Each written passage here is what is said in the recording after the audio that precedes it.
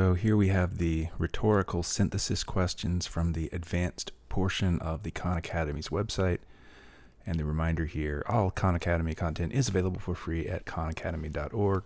So all I've done here is capture these questions as screenshots and put them together into a PDF, which you can access through the link below. So starting with number 1, the student wants to summarize the Kelp highway hypothesis.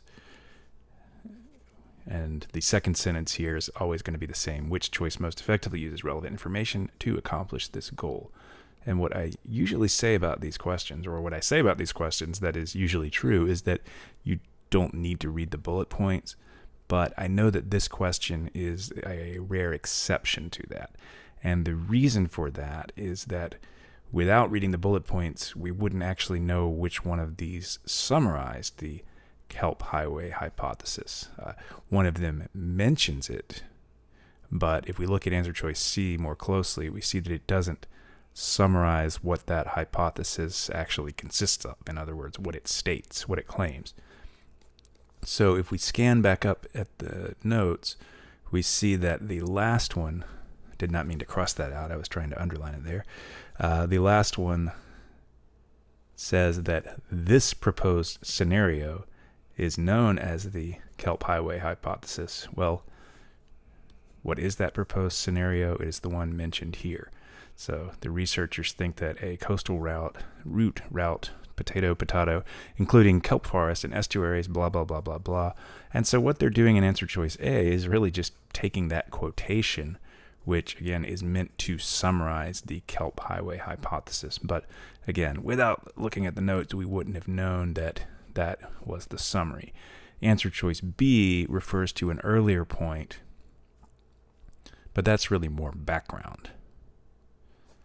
And then C, again, is just saying that the Kelp highway hypothesis is an argument, and then D is giving a little bit more background as well. But again, a rare exception to the rule as far as these questions go. And as we get into the next ones, we're going to see that we really just need to focus on the function words in the question. What do I mean by that?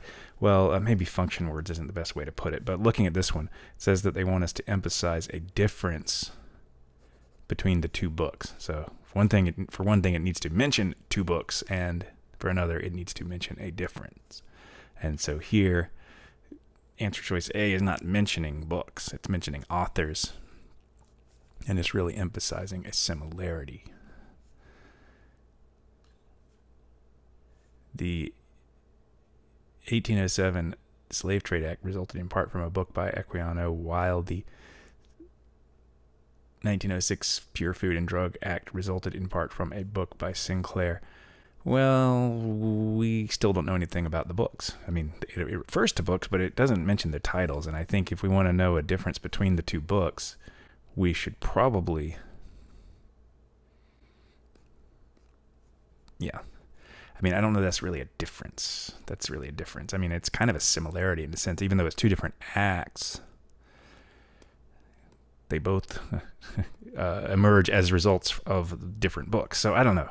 Yeah, I mean, B, is it really getting a different... I don't know that it's emphasizing a difference, I guess is what I'd say about B. C, yeah, C is kind of making more... C is not going to be our correct answer, but C is doing more in terms of highlighting a similarity between the two books. They contributed to new legislation. That's kind of what I was trying to say about B, in terms of the fact that it seems to be pointing more to a similarity. Finally, D is going to be our correct one. This one is an autobiography, while this one is fictional. So it acknowledges that they both have something in common, but it really emphasizes the difference. It emphasizes the difference, and that's what we want here.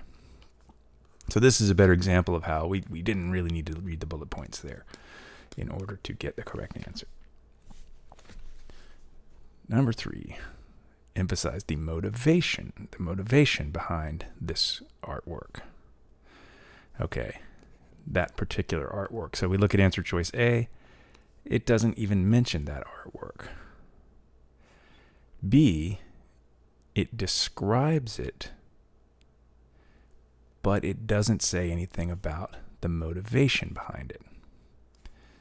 C, on the other hand, does mention the artwork, and it does mention the motivation. And that's really what I mean with by function words. I mean, again, is it a function word? I mean, the function, the goal, to say something about the motivation, to say something about the aims. That's really what I was trying to emphasize earlier. And again, I think we'll see some more examples of this as we go. But that's going to be our correct answer here. So D, again, mentions the artwork, but it doesn't say anything about the motivations. So C is going to be our correct answer there. Number 4, the student wants to explain a disadvantage of relying on audio features to predict a song's popularity. Okay, so looking at answer choice A, algorithms based on audio features may misidentify the main features of a song. So that would be a disadvantage. But, it says making these algorithms less reliable predictors of popularity than those based on fixed traits. And that actually does look good. That does look good because we're talking about predicting a song's popularity, less reliable predictors of popularity. That should be our correct answer, actually, but let's look at the others. No. This says that they are reliable predictors. We want something that indicates that they are not so reliable. Something about an approach that is not reliable. C, audio features describe acoustic traits, whereas descriptive tags, blah, blah, blah. Well, that's not talking about a disadvantage. And then D, many popularity predicting algorithms are based on a song's audio features. But again, we want to know about the disadvantages or a disadvantage of relying on those features to predict a song's popularity. And so that is going to be our correct answer up there, A. Number 5. The primary aim of the research study. So we saw a question that asked about a motivation and saw that the word aim was in our correct answer. Maybe we'll have the flip side of that here. I'm not sure. The researchers used laboratory models that simulated the arrangement of flexible sticks and analyzed the points where sticks touched one another. Well, that's the procedure, the method. That's really more like the finding or a finding. They wanted to better understand the mechanics behind bird nests' uniquely flexible yet cohesive structural properties. Okay, that seems good. The primary aim, something they wanted to understand. But checking D, nope, that's more about the findings. General. Okay, so the student wants to present the study's findings to an audience already familiar with thermal inversions. So here is one where I'm going to say maybe we do want to go up and read what is a thermal inversion. Okay, we want to assume that our audience already is familiar with thermal inversion. So what we don't want to do actually is say that it's a phenomenon where a layer of atmosphere is warmer than the layer beneath it, because again, we want to assume that our audience is already familiar with that. Okay, what we want to put across here would be the study's findings. Gas giants featuring a thermal inversion were likely to contain heat-absorbing metals. And I don't even think we need to get into that last bullet point, because that's not really getting into the findings. That's elaborating on the findings and giving an explanation for them. So gas giants were likely to contain heat-absorbing metals when they featured a layer of atmosphere warmer than the layer beneath it.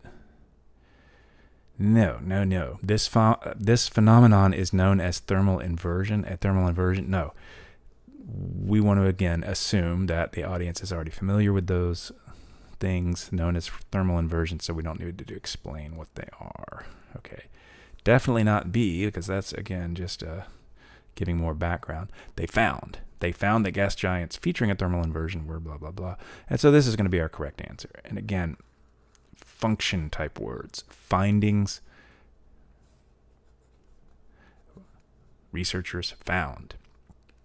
And we do need to read the rest of it just to make sure, but that's definitely going to be our correct answer here. But again, oftentimes, most often, you're going to have those kind of connecting words, the words that connect your correct answer with something in the prompt. Here, the student wants to emphasize Inca Cola's prominence in Peru. And we do notice when we scroll up here that it often outsells Coca-Cola, which in turn is the best-selling soft drink in the world. So how prominent is it? Well, it's even more popular than Coca-Cola in Peru. So A has nothing to say about its prominence except that it's popular, but that doesn't emphasize it. B really says nothing about its prominence. It is so popular, to emphasize its prominence, it is so popular that it outsells Coca-Cola. But notice here that, assuming that the bullet points are accurately reflected in the answer choices, in other words, that they're not saying something false relative to what's in the bullet points, B and D don't say anything at all about prominence. And C is the only one that emphasizes anything about prominence. So again, we didn't really need to read those bullet points, but I guess if you have extra time left, it doesn't hurt. It doesn't hurt. Number 8, use a quotation. Well, there's one clue. I guess all of them do use some kind of quote. No. Yeah, to use a quotation to emphasize a potential problem. So use a quotation to emphasize a potential problem with the Wood Wide Web theory. Okay. So A, we see quotation marks, but that's not really a quotation. Describing trees as super cooperators. I mean, maybe you could call it a quote. I think that's stretching it, though, but some art first suggested. But anyway, there's no potential problem mentioned there, so we can get rid of that. Despite the concerns expressed, it remains popular, but we want to highlight a potential problem with it. They note that they have captured the interest of broad audiences. Once again, no problems with it. Here, after evaluating dozens of studies, they express concern that recent claims about common mycorrhizal networks are disconnected from evidence. Recent claims. Okay, and then how does this connect to the Wood Wide Web theory?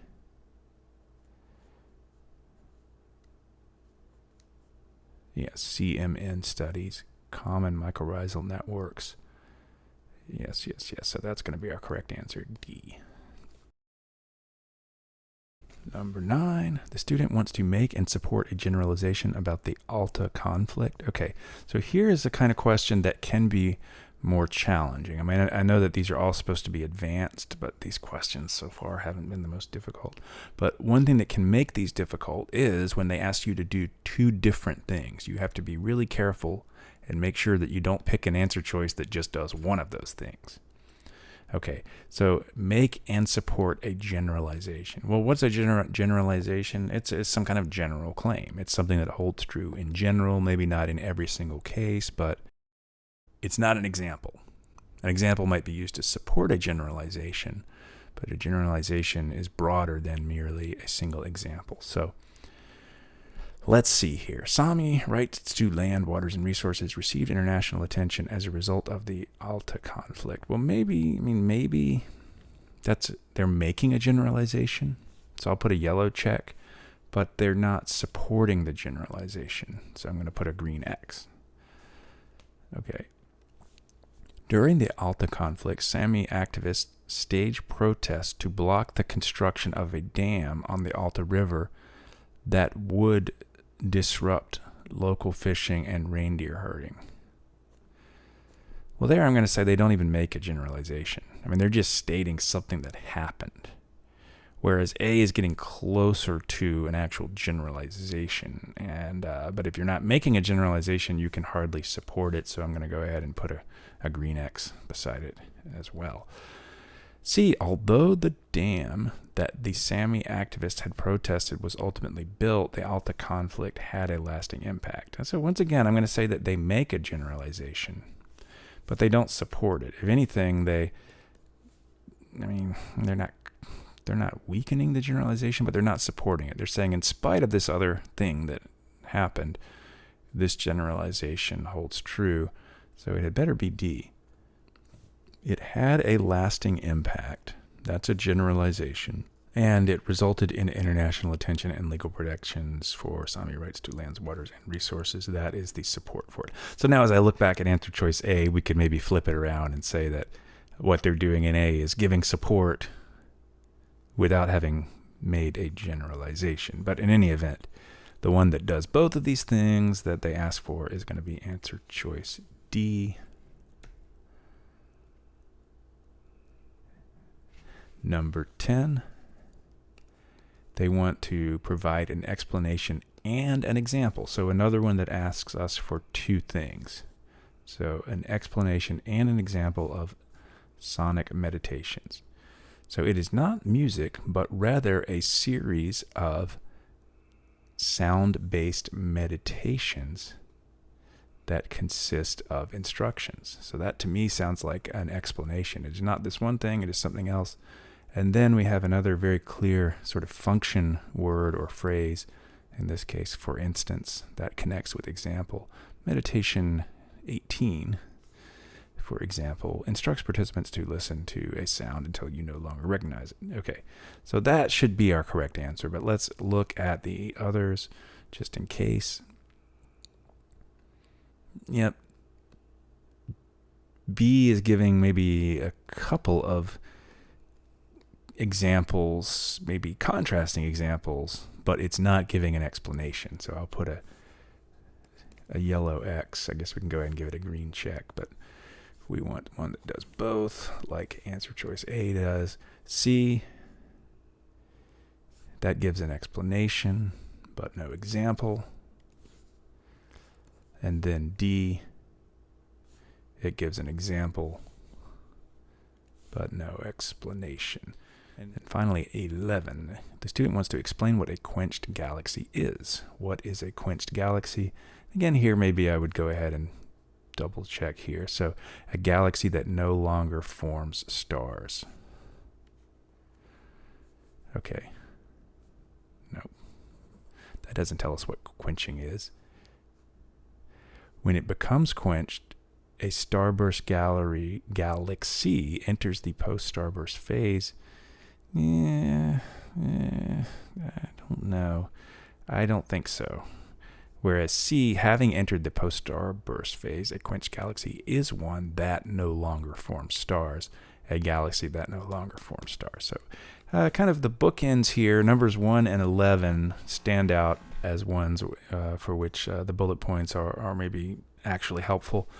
But again, at the risk of being overly repetitive here, the most important thing on these questions is to really focus on the question stem and look for the tangible clue in terms of the goal.